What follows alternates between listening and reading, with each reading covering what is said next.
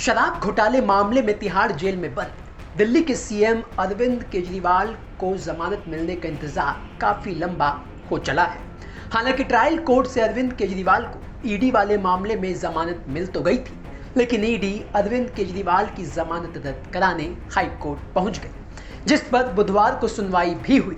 हालांकि सुनवाई शुरू होते ही ईडी की दलील को सुनने के बाद कोर्ट ने सुनवाई को 15 जुलाई तक के लिए टाल दिया।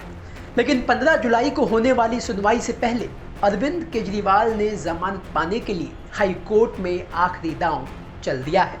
वो क्या है, ये आपको हम बताते हैं। दरअसल अरविंद केजरीवाल ने ईडी की याचिका पर सुनवाई टलने के बाद जवाब दाखिल करते हुए हाई कोर्ट से ये कहा कि मैं विच हिंट का शिकार हुआ हूँ। ईडी कस्टडी के दौरान जांच अधिकारी ने कोई खास पूछताछ नहीं की। एक राजनीतिक विरोधी को परेशान और अपमानित करने के लिए अवैध रूप से गिरफ्तारी की गई है। ईडी की दलीलें कानून के हिसाब से ठीक नहीं थी। ईडी की दलीलें असंवेदनशीलता के रवैये को दर्शाती हैं। पीएमएलए की धारा 3 के तहत मेरे खिलाफ कोई केस नहीं बनता।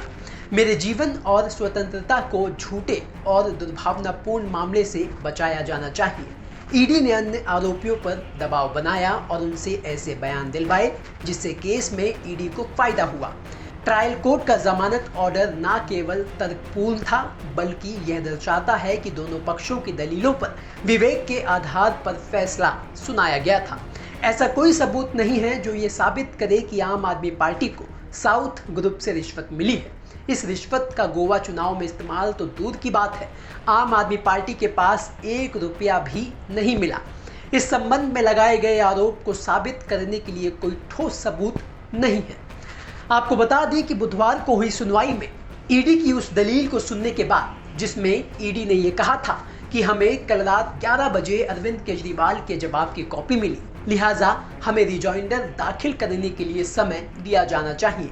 ईडी की दलील को सुनने के बाद अरविंद केजरीवाल के वकील की दलीलों को सुने बिना कोर्ट ने 15 जुलाई तक के लिए सुनवाई को टाल दिया, जिस पर सवाल खड़े करते हुए अरविंद केजरीवाल ने कहा कि ईडी जानबूझकर सुनवाई को टालने के लिए ऐसा कर रही है, जबकि हमारी तरफ से ईडी को जवाब की कॉपी मंगलवार की दोपहर को ही दे दी गई थी।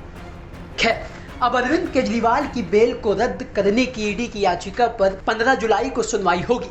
उससे पहले हाई कोर्ट में लंबा चौड़ा जवाब दाखिल कर अरविंद केजरीवाल जमानत पाने के लिए आखिरी दांव चल चुके हैं। देखना यह होगा कि 15 जुलाई को उन्हें ट्रायल कोर्ट की तरह हाई कोर्ट से भी जमानत मिल पाती है या फिर अभी उन्हें जेल में और वक्त बिताना होगा।